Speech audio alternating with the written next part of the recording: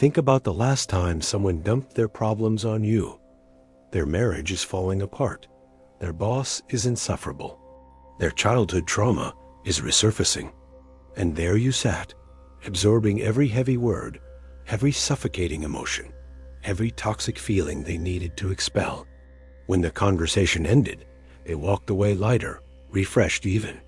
They thanked you for listening. They told you how much better they felt. But what about you? You carried their darkness home. It sat with you during dinner. It kept you awake at night. Days later, you're still processing emotions that never belonged to you in the first place. The worst part? This person has probably forgotten the entire conversation, while you're still drowning in their emotional aftermath. This isn't empathy. This is something far more destructive. Carl Jung, the Swiss psychiatrist who revolutionized our understanding of the human psyche, spent decades exploring why some people become vessels for the unexpressed, unprocessed emotions of others. His work reveals a disturbing truth that challenges everything society teaches about being a good, caring person. The empathy that everyone celebrates as a virtue might actually be a psychological wound, a hole in the boundary between self and other that allows toxic waste to flow directly into the soul. Understanding this requires diving into Jung's concept of the collective unconscious, the shadow, and what he called psychic infection, the unconscious transmission of emotional content from one person to another. When these mechanisms go unchecked, empathy transforms from a gift into a curse. The empathy that everyone celebrates as a virtue might actually be a psychological wound, a hole in the boundary between self and other that allows toxic waste to flow directly into the soul. Understanding this requires diving into Jung's concept of the collective unconscious, the shadow, and what he called psychic infection, the unconscious transmission of emotional content from one person to another. When these mechanisms go unchecked, empathy transforms from a gift into a curse. The collective unconscious doesn't just contain positive archetypes and noble patterns. It's also a repository for humanity's darkest impulses, repressed traumas, and shadow material. Jung believed that psychic content emotions, complexes, and unconscious material could transfer between people, especially when one person lacks proper psychological boundaries. Think of it like this. Every person carries both conscious awareness and a vast unconscious realm filled with repressed feelings, denied impulses, and unprocessed experiences.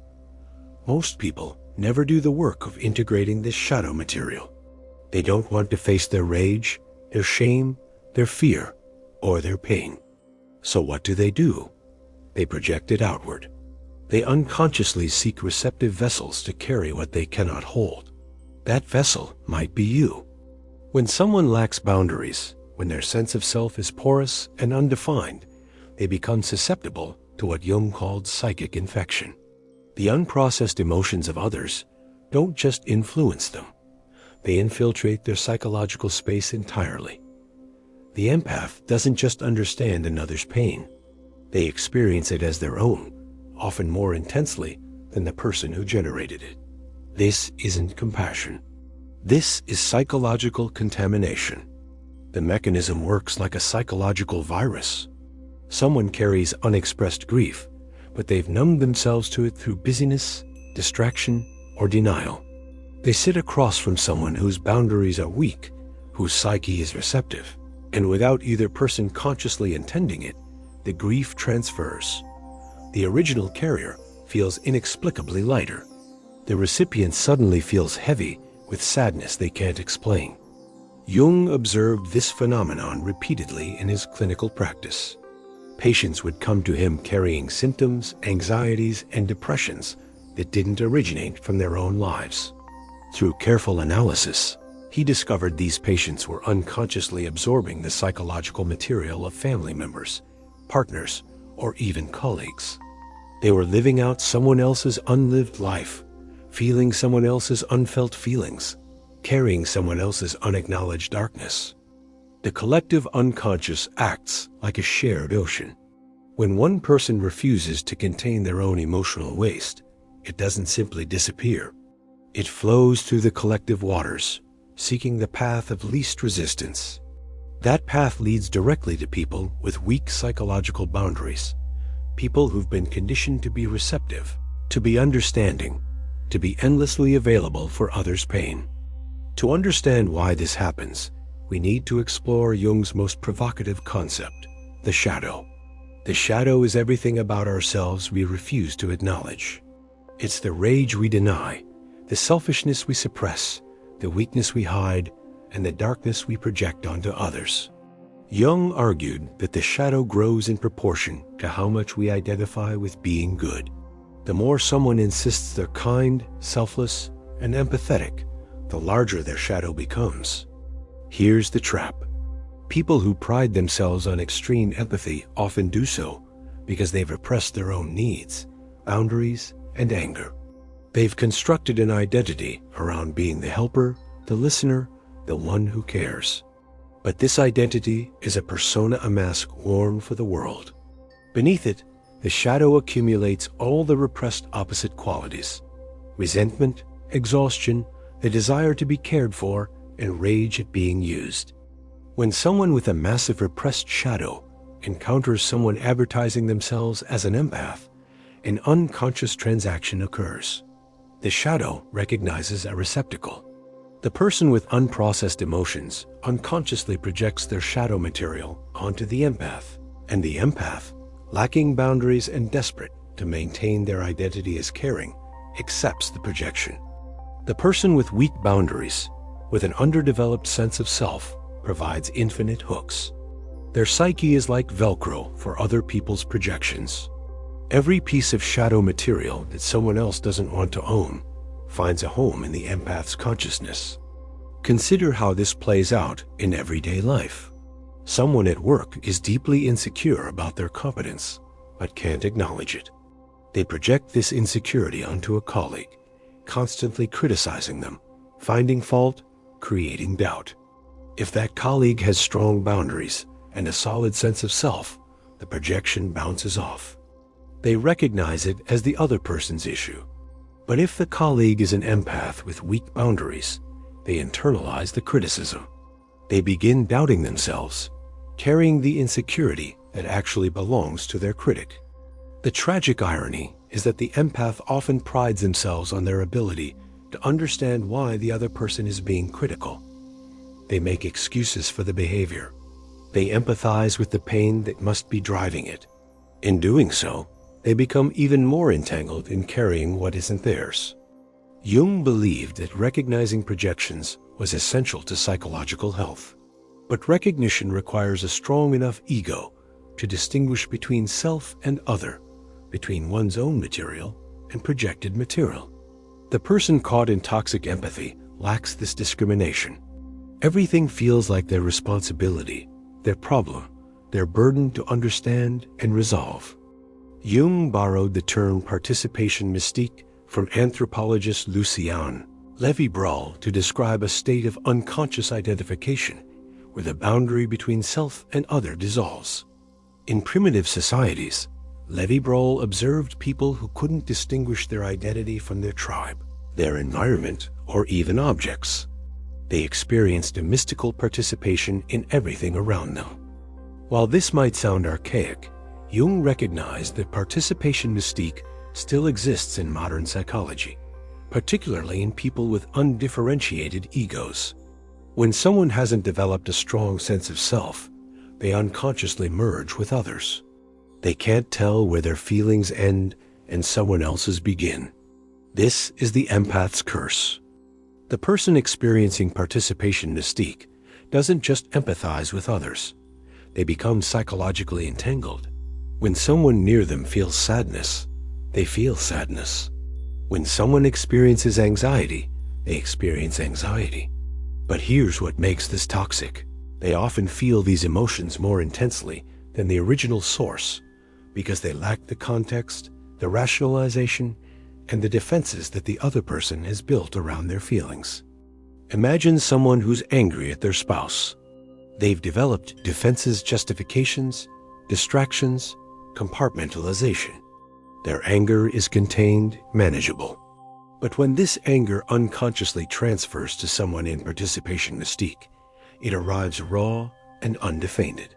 The empath experiences pure rage without understanding its source, without the story that makes it manageable. They're drowning in an emotion that doesn't even make sense to them. This state of participation mystique often begins in childhood. Children naturally exist in this merged state with their primary caregivers. A healthy developmental process involves gradually separating, building ego boundaries, and establishing an independent sense of self. But when childhood involves emotional neglect, enmeshment, or the requirement to manage a parent's emotions, this separation never fully occurs. The child learns that their value comes from being emotionally attuned to others. They become expert readers of other people's moods, feelings, and needs, not as a gift, but as a survival strategy.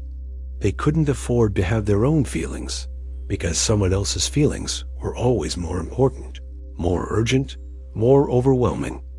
This child grows into an adult who still operates from participation mystique. They walk into a room and immediately absorb the emotional atmosphere. They sit with a friend and take on that friend's depression.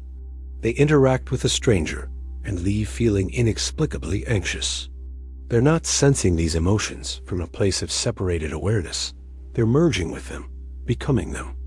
Jung believed that individuation, the process of becoming a whole, conscious individual, required breaking free from participation mystique. It required developing strong ego boundaries, a clear sense of self, and the ability to distinguish between one's own psychological content and projections from others. But most people never complete this process. They remain psychologically porous, unconsciously merged with parents, partners, friends, and even strangers. They become dumping grounds for the emotional waste that others refuse to process.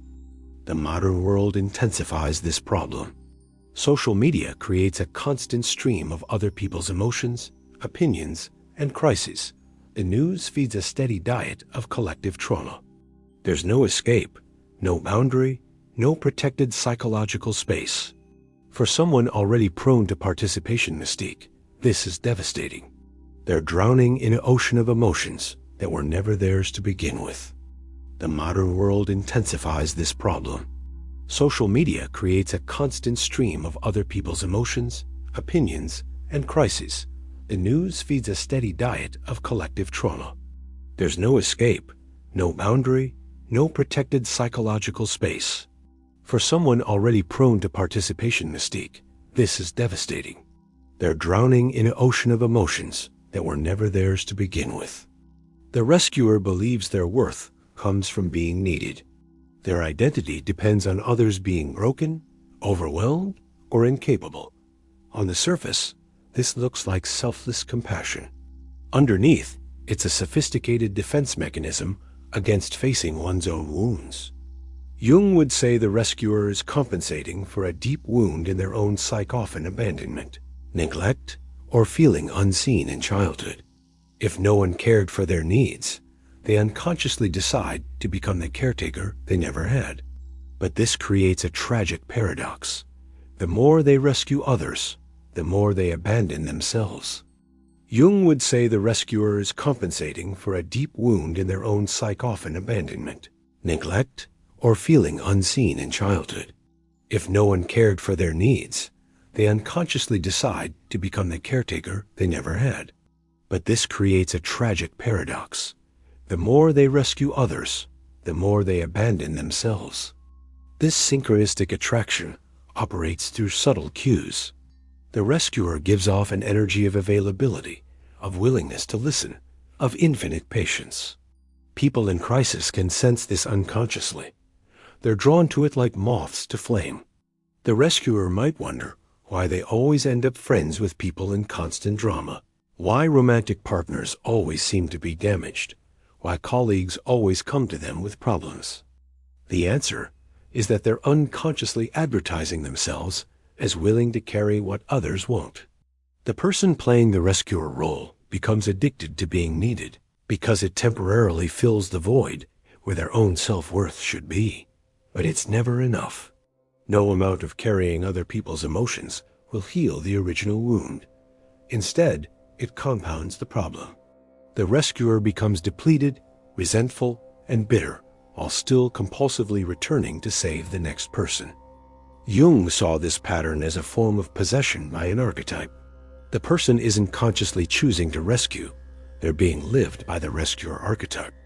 Their ego has become identified with this pattern, and they can't see any other way to be. Suggesting that they stop helping feels like suggesting they stop existing. This is the psychological mechanism behind codependency, a pattern Jung recognized as an unconscious entanglement where two people's shadows feed off each other. One plays the victim or the wounded one, the other plays the rescuer. Both are avoiding their own inner work by staying locked in this dance. This is the psychological mechanism behind codependency, a pattern Jung recognized as an unconscious entanglement where two people's shadows feed off each other. One plays the victim or the wounded one, the other plays the rescuer. Both are avoiding their own inner work by staying locked in this dance. Breaking this pattern requires the rescuer to do something that feels cruel. They must stop rescuing. They must allow people to face their own consequences, carry their own emotions, do their own work. This triggers intense guilt, fear of abandonment, and a crisis of identity. If I'm not the helper, who am I? If I'm not needed, what's my value? These are the questions that must be answered for individuation to occur. Jung distinguished between the true self and the persona, the social mask we wear to navigate the world. The persona isn't inherently bad. Everyone needs some adaptation to social expectations. The problem arises when someone identifies completely with their persona and believes it's their authentic self. Many self-identified empaths have constructed a persona around being sensitive, caring, and emotionally available. Society rewards this persona. People praise them for their kindness. They're told they're special, gifted even. This creates what Jung called inflation of psychological state, where the ego identifies with an archetype and becomes grandiose. The inflated empath believes they have a special ability to heal others, that their sensitivity is a superpower, that they're meant to be a lightworker or emotional healer. But Jung would see this as a dangerous delusion. The ego has identified with the archetype of the healer or the wise one and become inflated, losing touch with its actual human limitations. This inflation makes the person even more vulnerable to psychic infection because they believe they should be able to handle everyone's emotions. They override their natural boundaries and warning signals because their inflated ego insists they're strong enough, compassionate enough, special enough to carry any burden. The inflation serves a hidden purpose. It makes the person feel superior while appearing humble. They're not just kind. They're more evolved than others. They're not just sensitive. They're spiritually gifted.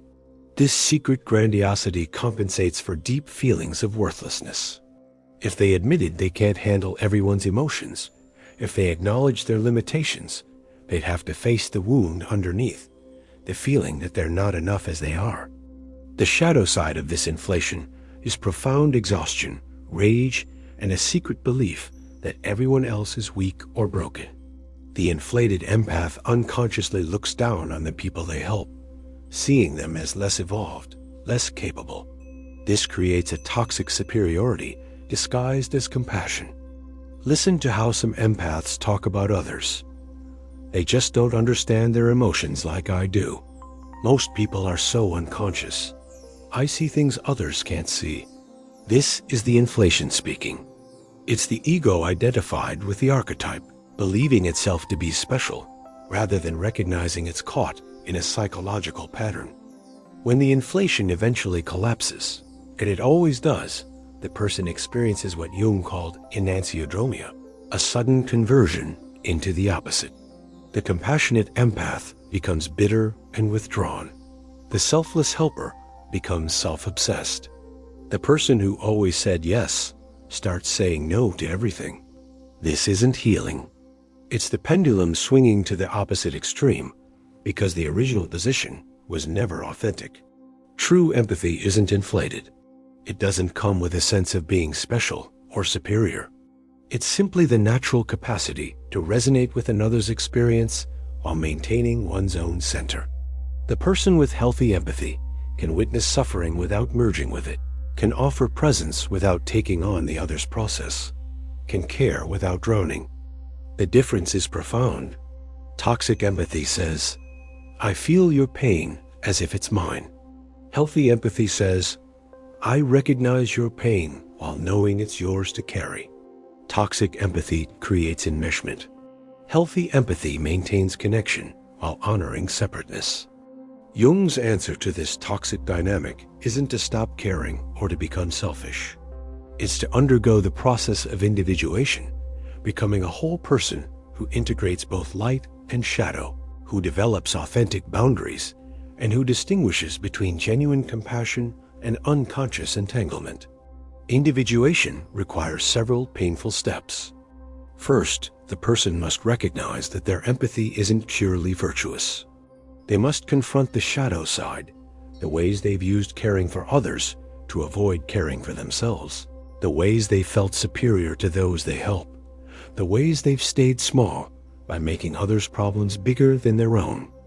This is excruciating work. It means admitting that much of what felt like love was actually fear. Fear of rejection, fear of being alone, fear of being seen as selfish, fear of confronting one's own pain. The recognition often comes through crisis. The person becomes so depleted, so resentful, so overwhelmed that they can no longer maintain the facade. They have a breakdown, or what Jung would call a breakthrough. The old identity shatters. The inflation collapses. They're forced to see the pattern they've been caught in. This moment is both terrifying and liberating. Terrifying because the identity they've built their entire life around is revealed as false.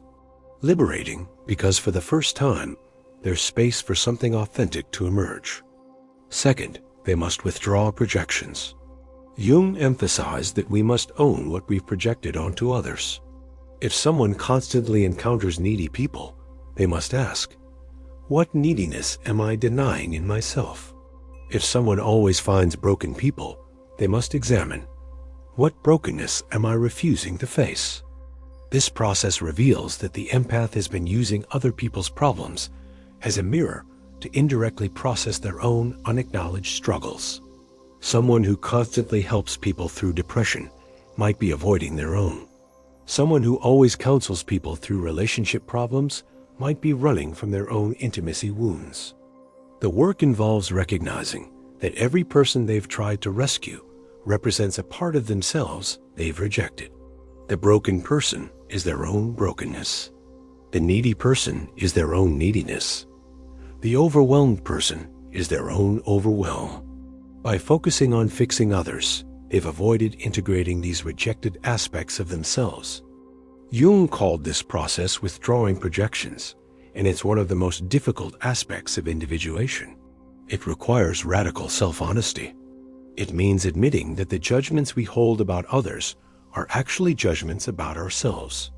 It means recognizing that the qualities we can't stand in others are qualities we've repressed in ourselves. Third, boundaries must be constructed not as walls, but as healthy membranes that allow genuine connection while filtering psychic waste. Jung believed that a strong ego structure was essential for spiritual and psychological health. Without it, a person becomes overwhelmed by the collective unconscious, by other people's projections, and by archetypal energies they cannot contain. Building boundaries means learning to say no without guilt. It means recognizing that allowing someone to dump their unprocessed emotions is not helping them. It's enabling them to avoid their own inner work. It means understanding that true compassion sometimes looks like refusing to carry what another person needs to carry themselves. This stage feels impossible at first. The person has spent their entire life believing that boundaries are selfish, that saying no means they don't care, that disappointing someone is the worst thing they could do. Every attempt to set a boundary triggers overwhelming guilt, fear, and anxiety. But Jung would say this guilt is the voice of the old pattern, the death rattle of the false persona fighting to survive. The person must move through this guilt, understanding that it's not a sign they're doing something wrong, it's a sign they're doing something new. Boundaries also mean learning to distinguish between one's own emotions and emotions that belong to others. This requires developing what Jung called the transcendent function, the ability to hold the tension between opposites and allow a third thing to emerge. The person must learn to ask, is this feeling mine, or am I absorbing it from someone else? Does this thought originate in my psyche, or am I carrying someone's projection? This discrimination doesn't happen overnight. It's a skill developed through practice, through mistakes, through repeatedly catching oneself merged with another and consciously choosing to separate. Finally, individuation requires developing a relationship with one's own unconscious. This means dream work, active imagination, and honest self-reflection. It means asking difficult questions. Who am I beneath the persona? What am I avoiding by focusing on others?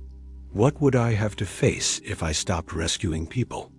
Jung believed that the unconscious sends messages through dreams, synchronicities, and symptoms.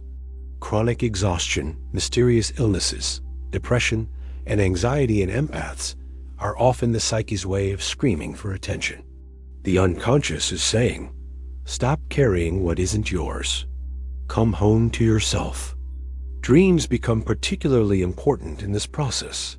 The unconscious reveals through dreams what the conscious mind refuses to see. An empath might dream of being trapped in a house full of other people's belongings, of drowning in murky water, of being chased by something they can't escape. These dreams are messages about their psychological state. They're trapped in other people's stuff, drowning in emotions that aren't theirs, pursued by parts of themselves they've disowned. Working with these dreams, giving them attention, allows the unconscious to guide the process of individuation. Jung developed a technique called active imagination, or when dialogues with dream figures, allowing them to speak and reveal their wisdom. Through this process, the person begins to integrate split-off parts of themselves, reclaim projected material, and build a more whole sense of self. When someone completes enough of the individuation process, their empathy transforms. It's no longer a porous wound that absorbs everything.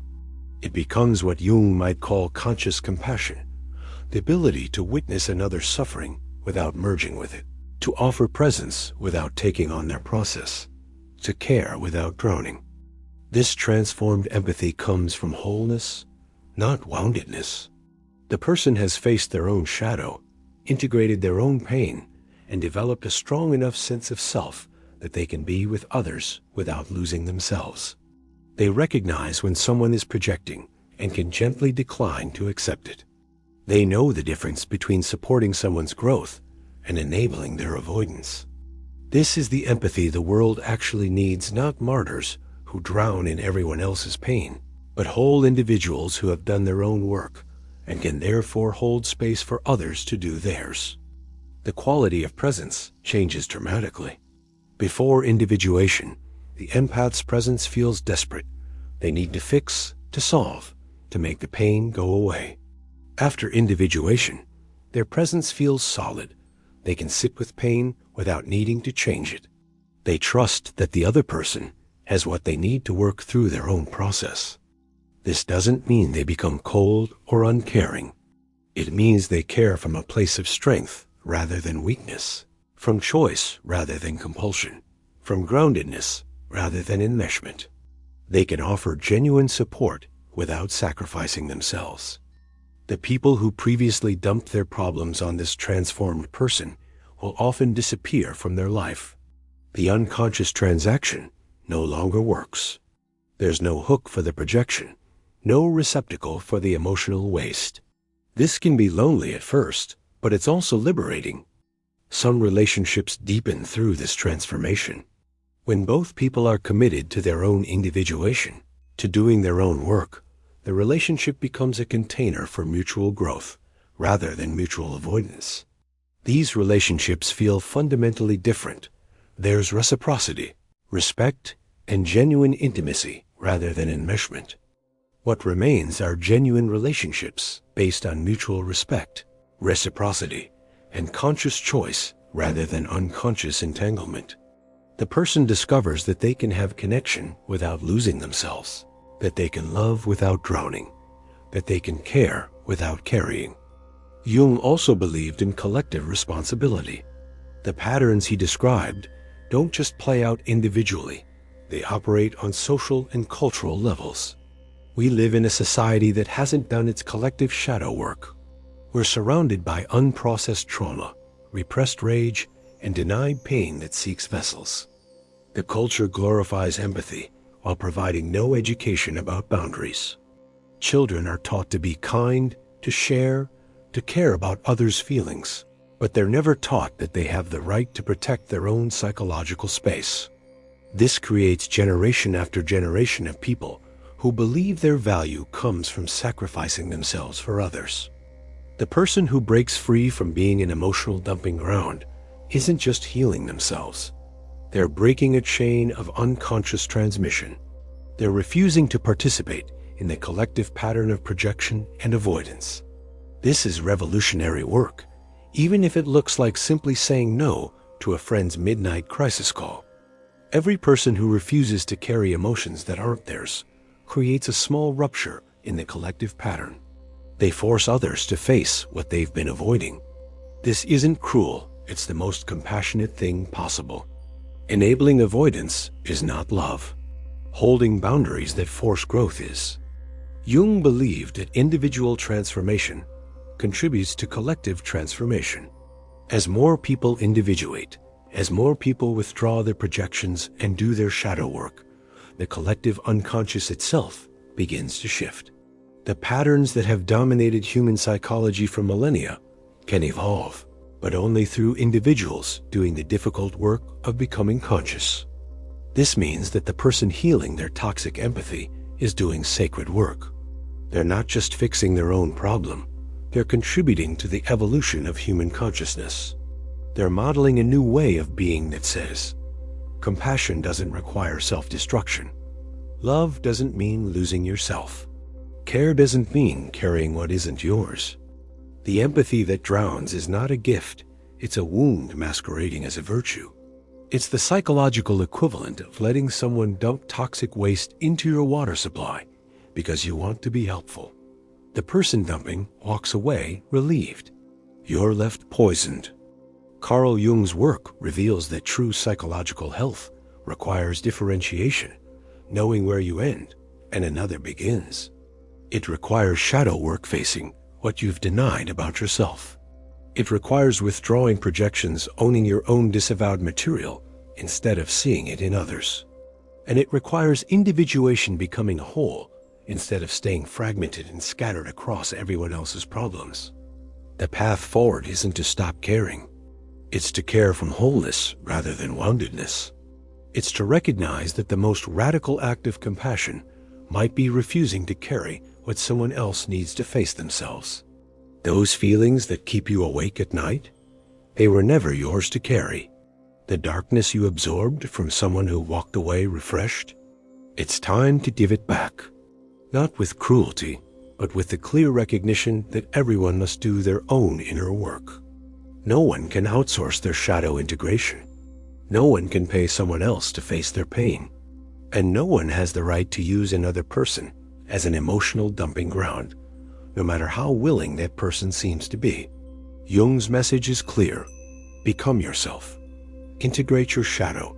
Build your boundaries. Transform your empathy from a wound into wisdom. Stop drowning in feelings that were never yours. The world doesn't need more people willing to drown in everyone else's pain. It needs whole individuals who have faced their own darkness and emerged able to hold space without merging, to witness without absorbing, to care without losing themselves. That's not selfishness. That's liberation for everyone involved. Retry.